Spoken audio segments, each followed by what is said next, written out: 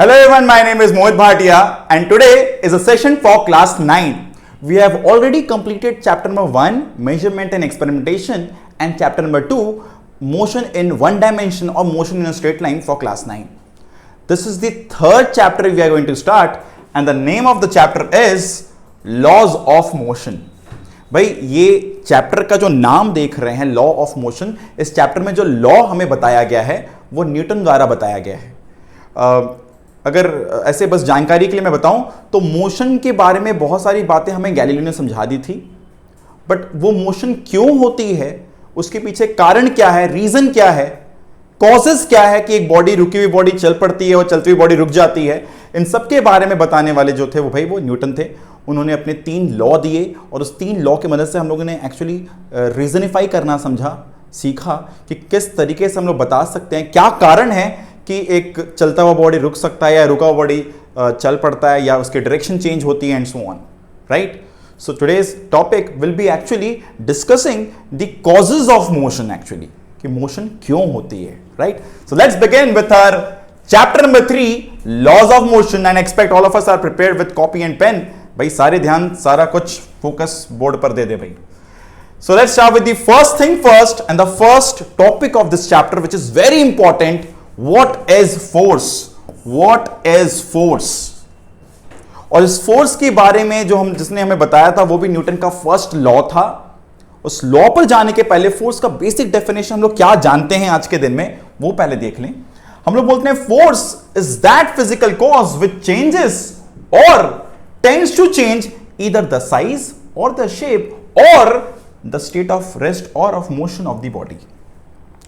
हम लोग ये जो चेंज ऑफ साइज और शेप है ना, इस पर ज्यादा बात नहीं करने वाले, रादर हम लोग ये बात करने वाले हैं कि फोर्स के वजह से मोशन पर क्या असर पड़ता है।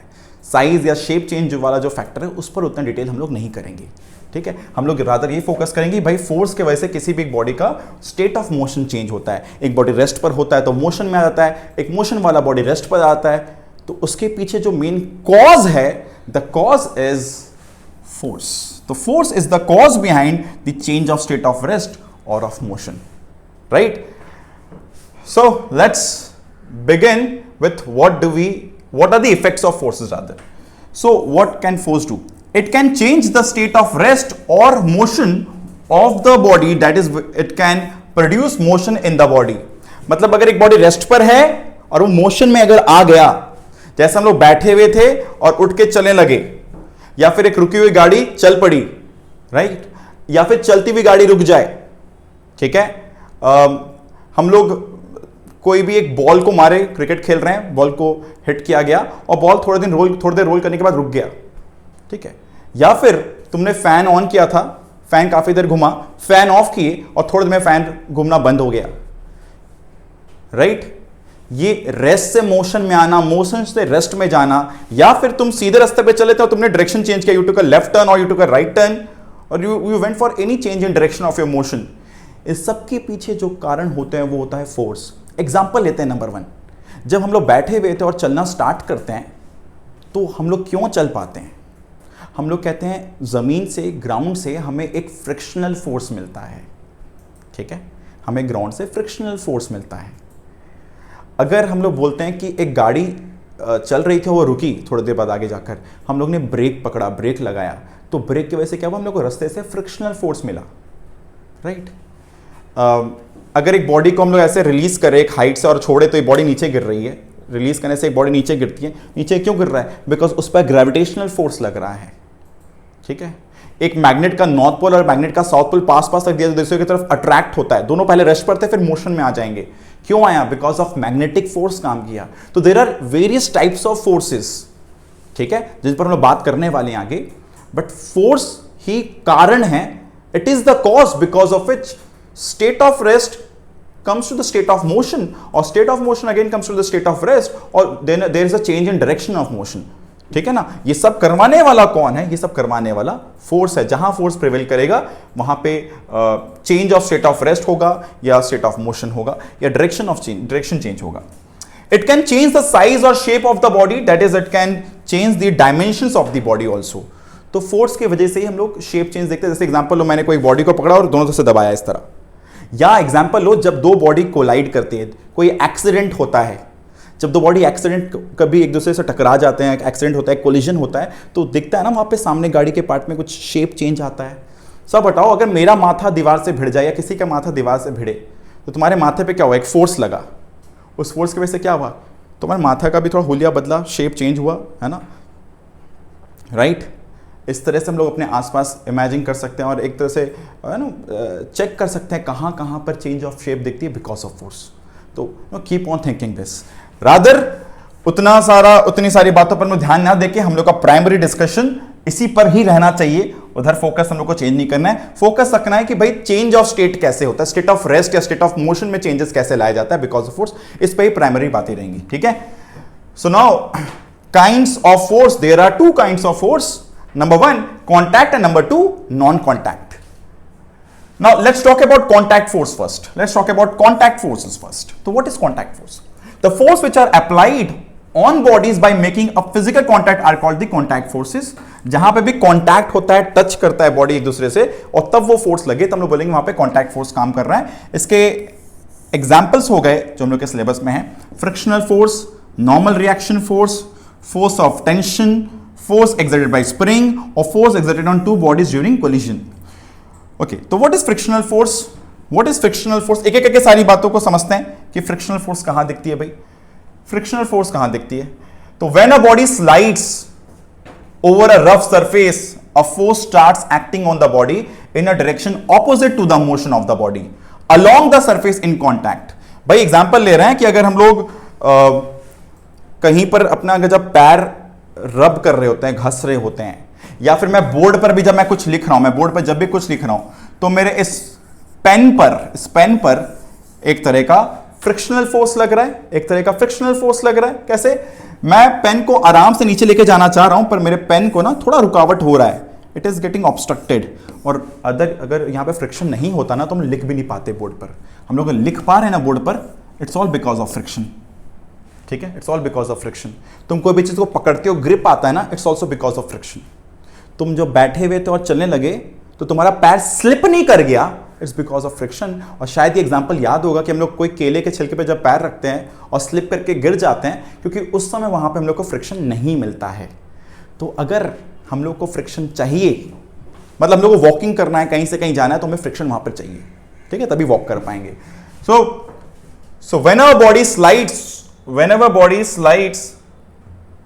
body slides over a rough surface or rolls, force starts acting on the body in a direction opposite to the motion of the body along the surface in contact. This is called frictional force or the force of friction, ठीक है। जैसे यहां पे अगर देखा जाए तो हम लोग आइस स्केटिंग भी जब करते हैं तो आइस स्केटिंग में ऐसा स्केटर लिया जाता है, सबको पता है। इसमें क्या होता है, क्योंकि हमको पता है कि आइस पर फ्रिक्शन कंपैरेटिवली थोड़ा कम मिलता है, इसलिए स्लाइडिंग वहां पे हो सकता है। पर रोड में जब हम लोग स्केटिंग करते हैं, हम लोग रोलर स्केटर यूज करते हैं, बिकॉज रोड का जो फ्रिक्शन होता है वो ज्यादा होता है। वहां पे अगर तुम स्लिप करना चाहोगे, स्लाइड करना चाहोगे, तो स्लाइड करने में दिक्कत आएगी, कारण रोड का फ्रिक्शन ज्यादा है, जो तुम्हारे आसपास का रोड है। वहीं पर जहां पे आइस स्केटिंग होती है वहां पर फ्रिक्शन कम है, ठीक है, वहां पे फ्रिक्शन कंपैरेटिवली कम है। इसी के हिसाब से ये चूज किया जाता है किस तरह का स्केटिंग बोर्ड हम लोग को यूज करना होता है किस जगह पर, राइट। हालांकि मैं बता दूं, फ्रिक्शन एक बहुत इंपॉर्टेंट टर्म है। फ्रिक्शन के कारण ही मेरे हाथ में ये पेन पकड़ा हुआ मैं, अगर ये फ्रिक्शन नहीं होता तो शायद मेरे हाथ में ये पेन नहीं पकड़ में आता अभी इस तरह। कैसे? मेरे इस उंगली पर और इस उंगली ने इस पेन को रोक के रखा है। कैसे रोक के रखा है? इस पेन पर वेट काम कर रहा है इसका, there is a weight of this pen which is because of which it's being pulled downward. But ये नीचे क्यों नहीं जा रहा है? यहां पर मेरे इस उंगली में और इस पेन में एक फ्रिक्शन काम कर रहा है ऊपर की तरफ, which is actually saving this pen to from falling down, ठीक है। ये पेन नीचे क्यों नहीं गिर रहा है? बिकॉज यहां पर फ्रिक्शन काम कर रहा है। Normal reaction is something very common, very common. हम लोग, जैसे मैं अगर कहीं पर खड़ा हूं, अगर तुम लोग कहीं पर बैठे हुए हो और बैठ के देख पा रहे हो इस वीडियो को, तो तुम वहां पे बैठे हुए क्यों हो, रेस्ट पे क्यों हो? क्योंकि तुम जहां पर बैठे हो, तुम वहां पर उस सरफेस से तुम्हें ऊपर की तरफ एक फोर्स मिल रहा है, और इस फोर्स का डायरेक्शन जिस सरफेस से मिल रहा है उसके परपेंडिकुलर है। तो नॉर्मल वर्ड का मतलब होता है एक्चुअली परपेंडिकुलर, परपेंडिकुलर। तो this force is perpendicular to the surface from where you are in contact with. जिस सरफेस तुम कॉन्टैक्ट में हो उसके परपेंडिकुलर से ये फोर्स लग रहा है। तुम अगर एक फ्लोर पर खड़े हो और फ्लोर पर रेस्ट पे खड़े हो तो तुम्हारा जो भी वेट है वो नीचे जा रहा है, ठीक है, because of gravitational force by earth, और तुमको उस सरफेस से ऊपर की तरफ एक फोर्स मिल रहा है। तो सरफेस अगर इस तरह का हॉराइजॉन्टल है तो हमें अपवर्ड डायरेक्शन में फोर्स मिल रहा है, that is perpendicular to the surface, right. This force is termed as normal force. So when a body is placed on a surface, the body exerts a force downward. The body exerts a force downward. और नीचे क्यों नहीं जा रहा है? Because ये surface इसको एक अपवर्ड रिएक्शन फोर्स दे रहा है। न्यूटन का थर्ड लॉ है, बाद में चल के बात करने वाले हैं, कि जब इस बुक ने इस टेबल को दिया एक्शन और अगर वो टेबल उतना ही रिएक्शन दे पाएगा तो वो बुक रेस्ट पर रहेगा। क्यों? क्योंकि ऊपर लगने वाला फोर्स और नीचे लगने वाला फोर्स अगर इक्वल है, forces are balanced, then the net force will be zero. Then the net force will be zero, है ना? So when a body is placed on a surface, the body exerts a force downward equal to its weight on the surface, but the body does not move because the surface exerts an equal and opposite force on the body normal to the surface. इस surface के normal direction पर एक force लग रहा है जिसके वजह से ये बुक रेस्ट पर है, ठीक है। नॉर्मल फोर्स इसलिए बिकॉज सरफेस के नॉर्मल में है। इसको हम लोग बहुत बार नॉर्मल रिएक्शन फोर्स भी बोलते हैं, बिकॉज ये सिर्फ तब काम करता है जब जरूरत होता है। जरूरत मतलब इस बुक को अर्थ नीचे की तरफ पुल कर रहा है तो ये नीचे नहीं जा रहा है। क्यों नहीं जा रहा है? बिकॉज वो टेबल उसको नीचे जाने नहीं दे रहा है। जैसे ये टेबल पर लगा एक एक्शन, देखो टेबल के माथे पे एक फोर्स लग रहा है एक्शन, तो टेबल अगेंस्ट में एक रिएक्शन दे रहा है बुक को। It's called action, that is called reaction, right. Anyways the name is normal because the force is perpendicular to the surface. Friction is tangential to the surface. जैसे मान लो मैं इस किताब को अगर इधर की तरफ खींचता तो फ्रिक्शन इस किताब पे पीछे की तरफ काम कर रही होती, right. Friction will act tangential, parallel to the surface. What do you mean by tangential? Parallel to the surface, है ना।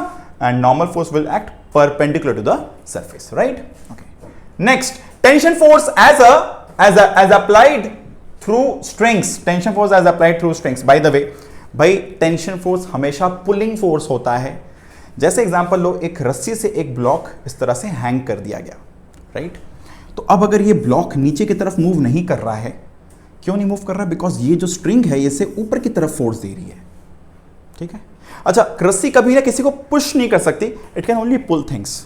एग्जाम्पल लो, किसी का भी अगर तुम अगर बाल खींच सकते हो, क्या बाल पकड़ के ढकेल सकते हो? नहीं, है ना। अगर तुम्हें कहीं पर भी कोई कपड़ा सूख रहा है और तुम्हें उस कपड़े को निकालना है वहां से, तो वहां से खींच के निकालोगे, तुम पुश करके नहीं निकाल सकते। जनरली टेंशन फोर्स तब प्रिवेल करता है जब ये रस्सी टाइट रहे, कहीं पे भी स्लैक ना रहे। What do mean by the word slack? Slack word का मतलब होता है ढीला पड़ जाना। तो जब रस्सी स्लैक होगा तो टेंशन काम नहीं करेगा, tension won't act at that point of time. तो रस्सी जब टाइट रहेगा तभी करेगा, और रस्सी सिर्फ हर एंड को पुल कर सकता है। जैसे अगर यहां पे जो स्ट्रिंग लगी हुई है वो सीलिंग को नीचे पुल कर रही होगी और इस ब्लॉक को ऊपर पुल कर रही होगी, right. So again, when a body is suspended by string attached to a rigid support, this is the rigid support, ऊपर वाला रिजिड सपोर्ट है, and a body suspended, this is the body suspended attached to a rigid support by a string attached to a rigid support, the body due to its weight W pulls the string vertically down. इसके weight के वजह से नीचे तरफ ये is being pulled by earth, पर नीचे क्यों नहीं जा रहा है? बिकॉज यहां पर रस्सी ऊपर की तरफ से खींच रही है, ठीक है। and the string in its stressed condition pulls the body upward by a force which balances the weight. अगर इस स्ट्रिंग में इतना क्षमता है, इतनी ताकत है कि वो वेट को बैलेंस कर ले, वो चाहेगी वेट को बैलेंस कर ले। मतलब कितना फोर्स देगा? जितना फोर्स इस वेट का है। तो T is equals to mg. This T is the notion for tension. This T is the notion for tension. तो ये टेंशन ट्राई करेगा वेट को बैलेंस करने का। हालांकि ऐसा भी हो सकता है कि स्ट्रिंग में उतना ताकत ना हो, वेट जो भी लटकाया गया, जो भी बॉडी हैंग किया गया है वो काफी हैवी हो और वो टूट के नीचे निकल जाए, ऐसा भी पॉसिबल है। बट लेट्स से कि इतना स्ट्रेंथ है स्ट्रिंग में कि उस वेट को बैलेंस कर ले, राइट। तब T will be equals to mg, right. So this force developed in the string is called tension, because रस्सी में रस्सी स्ट्रेच हो गया, रस्सी पूरा खिंच गया है, हम लोग बोलेंगे रस्सी में एक टेंशन डेवलप हुआ और उसी टेंशन की वजह से बॉडी का वेट बैलेंस हो गया। तो बॉडी अगर रेस्ट पे था और रेस्ट में रहा, because of this tension balance is the weight. ठीक है, हम लोग इस तरीके करके हर एक फोर्स को देख रहे हैं कि भाई कोई बॉडी अगर रेस्ट पर रहा तो कैसे रहा, बॉडी अगर रेस्ट से मोशन में आया तो कैसे आया, और हर जगह जो कारण दिखेगा, जो कॉज दिखेगा, दैट विल बी फोर्स, है ना। उसका इफेक्ट है कि वेलोसिटी आती है, बॉडी एक्सेलरेट करता है, दोज आर द इफेक्ट्स, है ना। पर कॉज क्या है, कौन है भाई जिसकी वजह से बॉडी रेस्ट पे रहा या फिर बॉडी रेस्ट से मोशन में आया। एग्जांपल लेते हैं, अगर ये स्ट्रिंग टूट जाए अचानक से या कोई काट दे स्ट्रिंग को, तो टेंशन गायब हो जाएगा, राइट। सिर्फ वेट काम करेगा, एक फोर्स इस तरफ काम करेगा जिसके वजह से ये इस तरफ एक्सेलरेट करने लग जाएगा। अभी ये कंडीशन को क्या कहेंगे, इस कंडीशन को, कि यहां पर फोर्सेस आर बैलेंस्ड, वी से फोर्सेस आर हियर बैलेंस्ड, और वहीं पर टेंशन हट जाए तो हम लोग बोलेंगे it is now unbalanced, it is now unbalanced, yes और no, great. Next, so next type of contact force. Anyways ये सारा फोर्स तभी प्रिवेल कर रहा है जब वहां पर कांटेक्ट है। जैसे इस बुक का इस टेबल से कांटेक्ट है, इस मनुष्य का इस जमीन से कांटेक्ट है, तभी ये फोर्स काम कर रहा है। तो all this comes under contact forces, right. Tension. Now spring, let's say a spring is been connect to a ball, ठीक है। So when it is at this position, this is said to be equilibrium position, यहां पर कोई दिक्कत नहीं है। तुम इसे अगर आगे खींच के, तुम इसे अगर मान लेते हैं, लेट्स से ये इधर था, इसे आगे खींच के ले गए, खींच के यहां पे ले गए, जैसे तुम छोड़ोगे ये पीछे तरफ आने लगेगा। क्यों? The moment it is there, the spring is elongated, the spring is stretched, because of this extra stretching यहां पर एक रिस्टोरिंग फोर्स पास करेगा। मैं बता दूं इस फोर्स का वैल्यू होता है kx के बराबर, जहां पर बहुत लोग सोच रहे होंगे सर ये k क्या है। k is said to be here is said to be spring constant। Obviously हम लोग अभी इस पर ज़्यादा डिटेलिंग नहीं करेंगे। स्प्रिंग कांस्टेंट का मतलब क्या होता है ये हम लोग 11 में आके समझेंगे।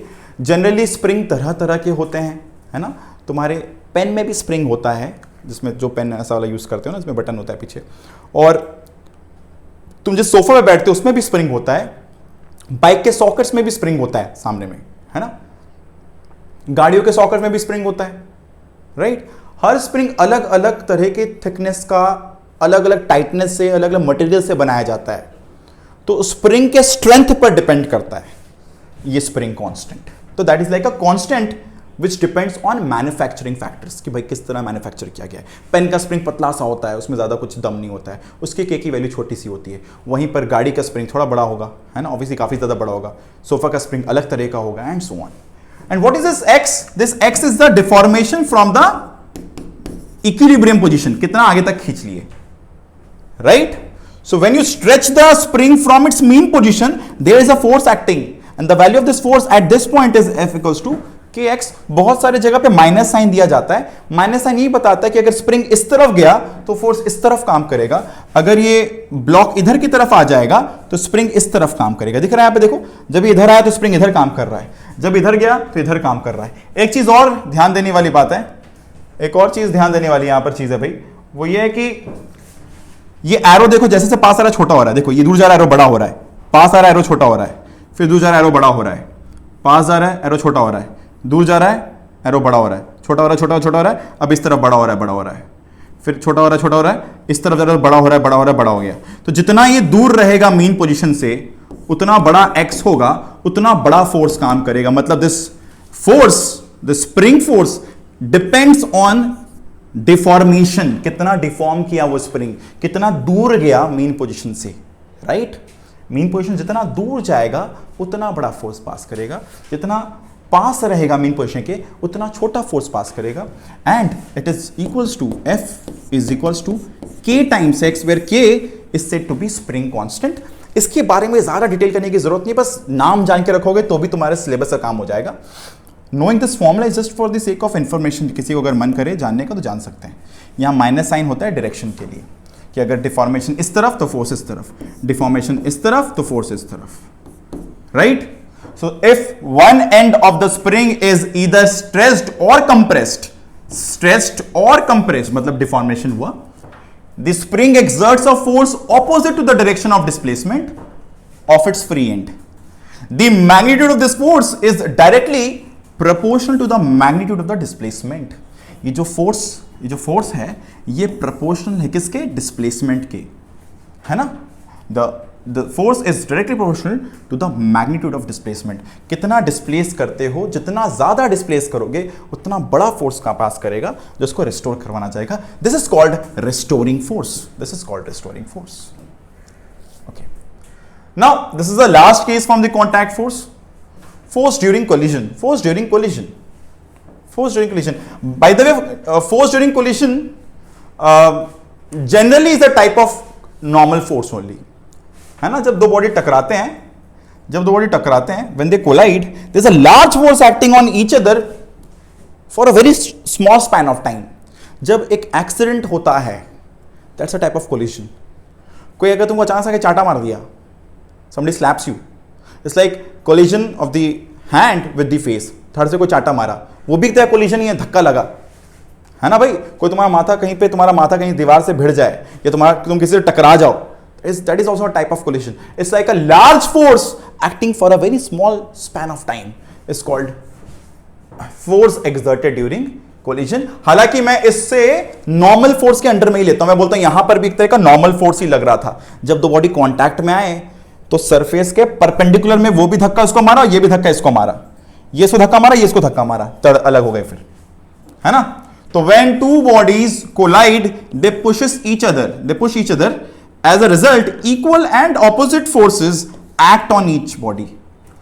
Action reaction pair, action reaction, या फिर है ना action उधर reaction, right? These forces are the force of action and force of reaction. एक पर गया action, एक पर reaction. जब कोई तुम्हें चांटा मारता है, somebody slaps you, तो जितना फोर्स उनके हाथ में लग रहा है उतना ही फोर्स सामने वाले के मुंह पर लग रहा है या तुम्हारे मुंह पर लग रहा है. पर यही बात है कि फेस पर ज़्यादा सेंसिटिव है, ज़्यादा अच्छा फील हो पाता है तुम्हें कि दर्द हुआ, पर हाथ में उतना जलन नहीं होता, उतना दर्द नहीं होता है ना? बिकॉज ऑफ रीजंस कि भाई अब वही अगर कोई मुंह से मुंह पे मारता तो शायद दोनों को दर्द होता, and so on, right? Whatsoever. तो this is like the last example of contact force. यहाँ पे भी कॉन्टैक्ट हुआ. हालांकि कोलिजन हमेशा कॉन्टैक्ट से ही हो ये भी जरूरी नहीं है, बिना कॉन्टैक्ट के भी कोलिजन होता है. इसका एग्जाम्पल मैं अभी नहीं देना चाहूँगा. इसके एग्जाम्पल केमिस्ट्री में एक एक्सपेरिमेंट है, रदरफोर्ड एक्सपेरिमेंट, वहाँ पर मिल सकता है. रदरफोर्ड एक्सपेरिमेंट में एक एक्सपेरिमेंट हुआ था जहाँ पे हम लोग को चेक करना था कि एटम का स्ट्रक्चर कैसा है, ठीक है? उस स्ट्रक्चर के दौरान हम लोग ने अल्फा पार्टिकल उस पर हिट करवाना था और अल्फा पार्टिकल न्यूक्लियस से कोलाइड करके वापस आता था.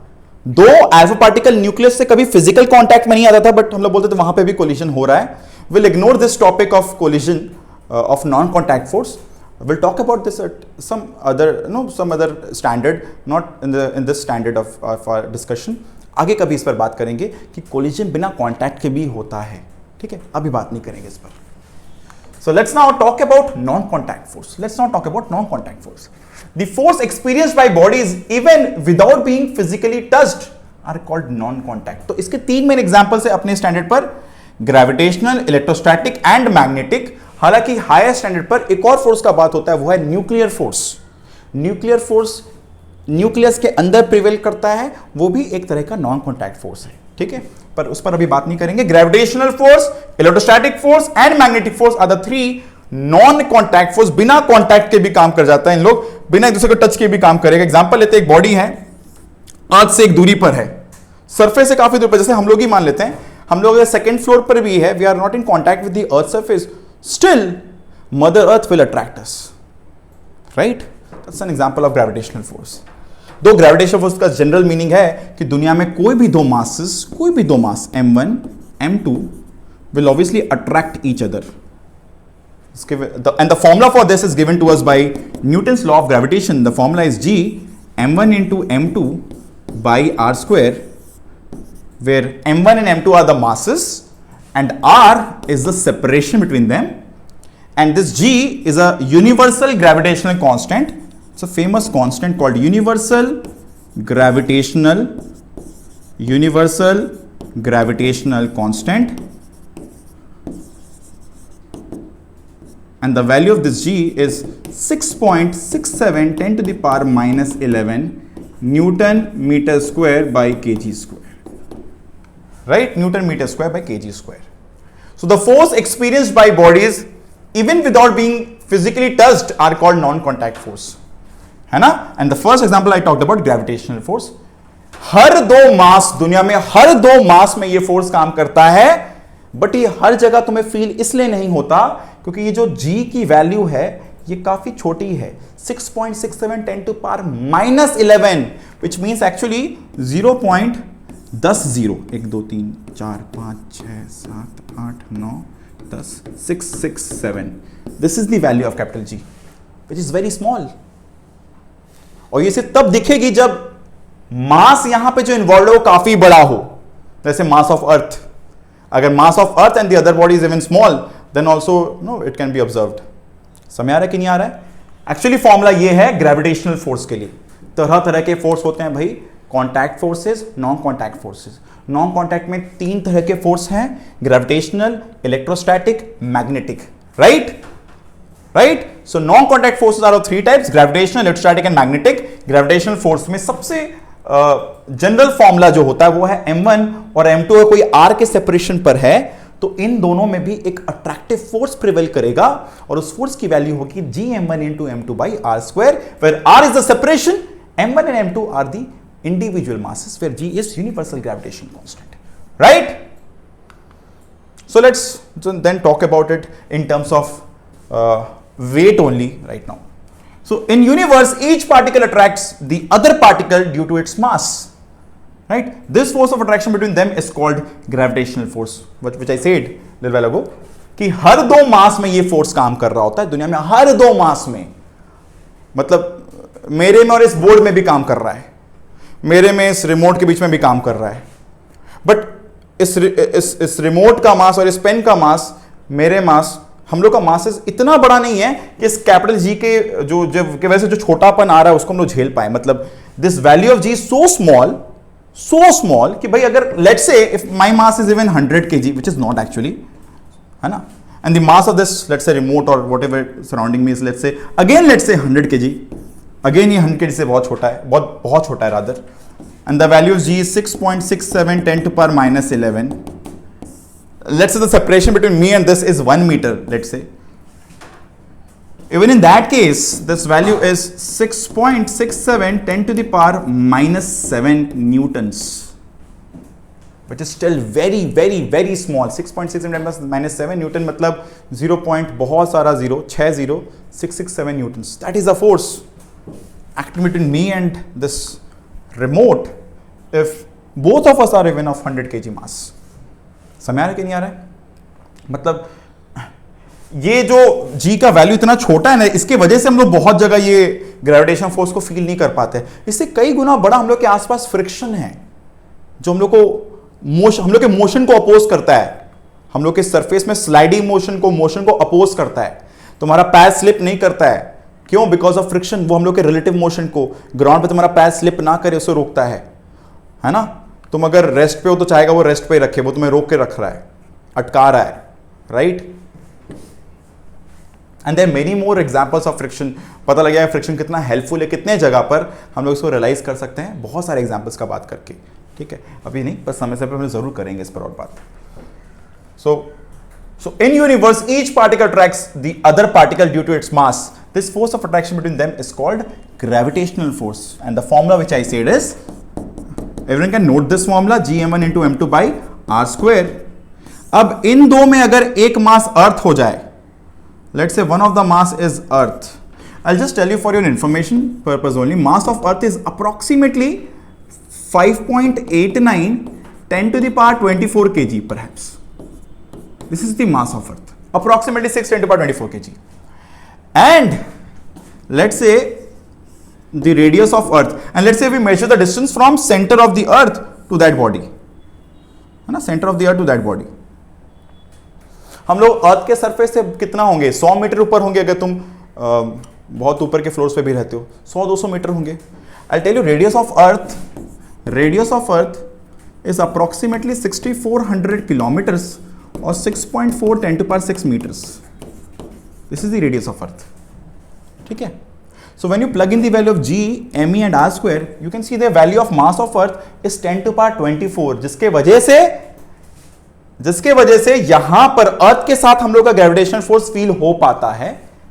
ये G बाई आर स्क्वायर को ही हम लोग ग्रेविटी बोलते हैं, small g gravity. We have talked about this term obviously in a last chapter, gravity, इसी को हम लोग स्मॉल g नाम देते हैं। इसकी वैल्यू अप्रोक्सीमेटली 9.8 मीटर पर सेकेंड स्क्वायर या 10 मीटर पर सेकेंड स्क्वायर भी लिया जाता है बहुत जगह क्वेश्चंस में। We write that this force is equals to mass of the body of my body into g, where g is said to be gravity. This is said to be gravity, and this is actually equals to gm by r square approximately. What is this r? R is radius of Earth. So we know the value of g, we know the value of mass of Earth, we know the value of radius of Earth. So we know gm by r square. When we know all these three, we can solve. We'll see the value is approximately 9.8. कुछ और भी factors है जिनको यहां पर include नहीं किए हम लोग, but approximately this gm by r square is said to be gravity g. ठीक है? The value of the g is approximately 9.8 metre पर second square. When you plug in all this value, you will get approximately 9.7, 9.8 का value. So that is like your gravity. So what is your weight? It's like your weight is your mass into g, है ना? और यहां पर एक बात समझना, जब हम लोग अर्थ सरफेस से बहुत दूर जाएंगे तो हम लोग का ये दूरी बड़ा होता जाता है, जिसके वजह से ये ग्रेविटी की वैल्यू चेंज होती है ना? Value of this gm by this r will change, distance will change actually. अभी तो हम लोग अप्रोक्सीमेट कर दिए कि अर्थ सरफेस से बहुत हाइट पर नहीं होंगे, तो let's take the distance only as capital R, because earth के सेंटर से वो मास बहुत दूर नहीं है, कैपिटल R की दूरी पे है, अप्रोक्सीमेट कर दिए थे, right? So that's how we can say that the force on a body due to earth's attraction is called the force of gravity or weight of the body, right? So what is the weight of a body? Whichever body you talk about, take the mass of that body into gravity. Generally the value of gravity near the earth's surface is almost 9.8 or 10 meter per second square, whereas when you go away from the earth's surface, the value of g decreases. Why decreases? Because r increases, distance increases. यहां पे तो हम लोग approximate कर दिए कि अर्थ का जो रेडियस है वही हम लोग का डिस्टेंस है, अर्थ के सेंटर से लेकर उस बॉडी तक का दूरी हम लोग सेंटर से नापते हैं, अर्थ के सेंटर से मेजर करते हैं, ठीक है? अब इसके पीछे क्या रीजन है क्या नहीं मत जानो अभी के लिए, हम लोग पर दूरी अर्थ के सेंटर से उस बॉडी तक का मेजर करते हैं, and it is approximately let's say radius of the earth, ठीक है? That's gravitational force. Let's now talk about electrostatic force. भाई अगर बॉडी चार्ज्ड है, आई होप सब लोग चार्जेस के बारे में पढ़ रहे होंगे केमिस्ट्री में, ठीक है? जैसे मास एक प्रॉपर्टी होता है हर बॉडी का, दुनिया में जो भी देखते हो उसमें मास होता ही है, क्योंकि हम लोग के आसपास जो भी मैटर है वो जनरली एटम से बना हुआ है, और एटम में खुद को देखो तो उसके अंदर न्यूक्लियस और बाहर इलेक्ट्रॉन है, तो न्यूक्लियस में भी मास है और चार्ज है, और उस इलेक्ट्रॉन में भी मास और चार्ज है। मतलब अल्टीमेटली मैटर में हमारे आसपास में हर जगह मास और चार्ज है, बट जहां पे हम लोग को शॉक नहीं लगता है या चार्जलेस फील होता है, वहां पे बैलेंस ऑफ चार्ज होता है, राइट? तो जब कभी कभी ऐसा हो कि कोई एक बॉडी ज्यादा पॉजिटिवली चार्ज हो, मतलब जहां पे प्रोटॉन एक्सेस में है या फिर जहां पे इलेक्ट्रॉन की डेफिशिएंसी है, और कहीं पर इलेक्ट्रॉन एक्सेस में है, एक नेगेटिव चार्ज बॉडी और एक positive charge body, they will attract each other, whereas positive will repel each other. ये होता है electrostatic force, even though they are not in contact but they are putting a force on each other. Actually they create a field around it. अपने आसपास इन लोग influence create करते हैं। जैसे तुम अगर कोई परफ्यूम लगाते हो तो तुम्हारा एक स्मेल होता है तुम्हारे आसपास, वैसे ये चार्जेस अपने आसपास एक फील्ड क्रिएट करते हैं, right? Where like charges will repel and unlike charges will attract. Again, the formula for this will be there in a syllabus of class 12, but still I'll tell you the formula for this is F is equals to K Q1 into Q2 by R square, a lookalike of Gm1 into M2 by R square, where Q1 and Q2 stands for charge, the value of charge. And अगर किसी को अभी तक पता नहीं कि charge क्या होता है नहीं होता है, तो भाई जब आगे चलकर चार्ज पढ़ लो, उसके बाद मेरे इस डिस्कशन को फिर से एक बार देखना, तब रियलाइज होगा, ठीक है? केमिस्ट्री में चार्ज के बारे में बताया जा रहा होगा, कि भाई अपने आसपास जितने भी मैटर होते हैं वो एटम से बनते हैं, जो फंडामेंटल पार्टिकल है वो एटम है, और further atom can be divided, है ना। 1890 के बाद जो एक्सपेरिमेंट्स हुआ उससे पता लगा कि atom can be further divided, और वो बनते हैं भाई न्यूक्लियस और इलेक्ट्रॉन से। न्यूक्लियस के अंदर प्रोटॉन न्यूट्रॉन है, मतलब न्यूक्लियस में भी मैटर, मास और चार्ज है, और इलेक्ट्रॉन में भी मास और चार्ज है। मतलब हम लोग के आसपास मास और चार्ज दो इंपॉर्टेंट प्रॉपर्टी है इस यूनिवर्स का, बिकॉज सारी चीजें एटम से बनी हुई है, राइट। तो हर दो चार्ज बॉडी या चार्ज पार्टिकल एक दूसरे पर जो फोर्स लगाएगी वो दो तरह की हो सकती है। दो, ग्रेविटेशनल फोर्स सिर्फ अट्रैक्टिव नेचर का होता है, it is only attractive in nature, ये खाली अट्रैक्टिव नेचर का होता है, ये सिर्फ अट्रैक्ट कर सकता है, बट ये फोर्स अट्रैक्टिव भी होता है और रिपल्सिव भी होता है। अगर लाइक चार्जेस है, like charges will repel, whereas unlike charges will attract each other, है ना। Positive minus, negative and positive, like here they are attracting each other, right, and positive positive, negative negative will repel each other, right. So two like charges repel while two unlike charges attract each other. The force between the charges is called as electrostatic force. The word electro comes from electron. Electron means for a time being is only charge, whereas the word static means at rest. So whenever the two charges are at rest, kept at a separation of, let's say, r, two charges q1 and let's say q2, let's say when are at a separation of r, the force because of q1 and on q2 and because of q2 on q1 is kq1 into q2 by r square, where k is a constant and the value of this k is 9 10 to the power 9. When the surrounding is vacuum, there is no medium, matlab there is no oil, nothing, whereas this capital G is said to be universal gravitational constant. The name is universal gravitational constant. This k is just said to be a constant. ये k एक बस constant है, universal नहीं है, because capital G का value हर जगह वही था, but ये k का वैल्यू सिर्फ ऐसा है 9 10 to the power 9 only when the medium is vacuum. इस पर डिटेलिंग क्लास 12 में होगी, अभी के लिए बस इतना एक जान के रखो। The formula for electrostatic force is k q1 into q2 by r square. It's also in a type of non-contact force, even though these two bodies are not in contact, but they are attracting and repelling, right? When are they attracting? When they are of opposite sign. When they are repelling? When they are of same sign, same type charges. The k is 9 10 to the power 9 when the medium between them is vacuum. q1 q2 is the magnitude of charge. Unit for charge is coulomb, right? And what is r? Separation. ठीक है? When the two charges are in static condition kept at a separation of r, the force prevailing between them is given by kq1 into q2 by r square. Right? Great. Let's talk about the last type of non-contact force, which is magnetic. मेरे को लगता है ये बहुत लोग इस force को देखे हैं और समझे हैं, फील किए हैं अपने आसपास कि नॉर्थ पोल साउथ पोल से अट्रैक्ट होता है, north pole north pole repel करता है, just like electrostatic force. Opposite poles attract होते हैं, वहां पे ऑपोजिट चार्जेस अट्रैक्ट हो रहे थे, same type of charges repel हो रहे थे, same polarity will repel, right. इसके फॉर्मूलास पर उस पर बात करने की भी जरूरत नहीं है। Two like magnetic poles repel while two unlike magnetic poles attract each other. The force between the magnetic poles is called magnetic force, right? So these are the three types of non-contact force: gravitational, electrostatic. This is the formula q into q by r square, whereas gravitational was gm into m2 by r square. It's a bigger constant value, मतलब ये तुम्हें आराम से हर जगह दिख जाएगा। जी का value छोटा था, कैपिटल जी का वैल्यू छोटा था, बोलकर सिर्फ बड़े मासेस में दिखता है ग्रेविटेशनल फोर्स, पर यहां पे के का वैल्यू काफी बड़ा है, इसलिए छोटा सा चार्ज्ड बॉडी होगा तो भी वहां पे तुमको अट्रैक्शन होने दिख जाएगा। We are not talking about any formula for magnetic force for the time being, will talk about it at higher standards, not right now. बस इतना भी जान के रखो कि north pole south pole attract होता है, even though when they are not in contact they attract each other, right? So that's again example of non-contact. How they actually work? They create a field around it.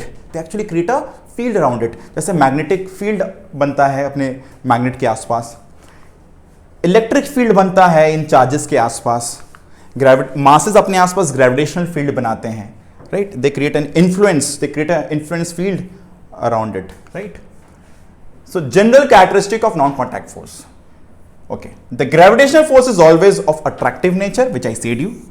Okay, while the electrostatic forces and the magnetic force can either be attractive or be repulsive. मैंने बताया north pole will repel, north pole south pole will attract, plus plus charge will repel, plus minus charge will attract, and so on, right? Okay, the magnitude of non-contact force on the two bodies depend on the distance of separation between them. ठीक है? The magnitude of the non-contact force of the two bodies depend on the distance of separation between them. It decreases with the increase in separation. As I said, generally these forces are inversely square times distance dependent. Formula देख लो पहला वाला Gm1 into m2 by r square. मतलब अगर r बढ़ेगा masses दूर जाएंगे, forces घटेगा, decrease होगा. दो चार्जेस दूर जाएंगे kq into q2 by r square. r बढ़ेगा, फोर्स डिक्रीज करेगा, and so on. So generally कभी भी कोई फील्ड फोर्स की बात करते हैं ना, तो अगर दोनों एक दूसरे से दूर जाएगा तो एक दूसरे का फील्ड उन लोग फील नहीं कर पाएगा. तो नॉन कॉन्टैक्ट फोर्स तब एक दूसरे पे तगड़ा एक्ट करता है when the separation between them is least possible, right? So the magnitude of non contact force on the two bodies depends on the distance of separation between them. It decreases with increase in separation and increases as the separation decreases, right? Is this okay? Is this okay? So we'll start with our discussion on Newton's first law of motion in our next session. That will be this. We'll be talking about this from the next session. But before that, I hope all of us must have understood what are the types of forces. Non-contact force. We have talked about contact forces, right? They are like because of collision, because of spring. We talked because of tension. This force can only pull, right? Why I said it's a pulling force? Wherever this string is connected, the direction of this force is always away from body. It can never push the body. It can only pull that body. हम लोग जब भी किसी body को किसी का बाल खींचते हैं तो बाल से खाली खींच सकते हैं, बाल पकड़ ढकेल नहीं सकते. रस्सी से हमेशा टग ऑफ वॉर में खींच सकते हैं, ये नहीं कि रस्सी से ढकेल देंगे, किसी को गिरा देंगे, है ना? It's always pulling in nature. Great. Normal force, as I said, why it is named as normal reaction force? Because it acts perpendicular to the surface in contact with, और जब कॉन्टैक्ट हो तभी काम करेगा. Again it's example of contact force. And जैसे इस book ने क्या किया, बुक पर वेट काम कर रहा था, earth, mother earth was pulling it, तो ये टेबल दब रहा था. So this table gave a reaction force. So that's why the name is normal reaction force. Direction is normal to the surface and it's a reaction force. And we talked about friction. Friction force is one of the most important force in our surrounding. Again, normal force is also very important, but friction के बिना तुम बहुत कुछ सोच ही नहीं पाओगे. चलना फिरना दौड़ना कुछ पॉसिबल नहीं होगा. गाड़ी का वो जो रोलिंग होता है वो सब कुछ पॉसिबल नहीं होता. Will talk about all this in our coming sessions. मेरे हाथ में ये पेन नहीं पकड़ा था, हम लोग बोर्ड पे लिख नहीं पाते, ऑल बिकॉज ऑफ अगर फ्रिक्शन फोर्स एब्सेंट होता तो, right? And we understood these are the five contact forces, right? I hope सब लोग समझ गए होंगे भाई कि फोर्स का बेसिक मतलब क्या होता है. And that is it for the day. We'll continue with this in our next session. We'll be starting with Newton's first laws of motion in our next discussion. This much for today. Keep watching, keep learning. Thank you. Bye-bye. See you all.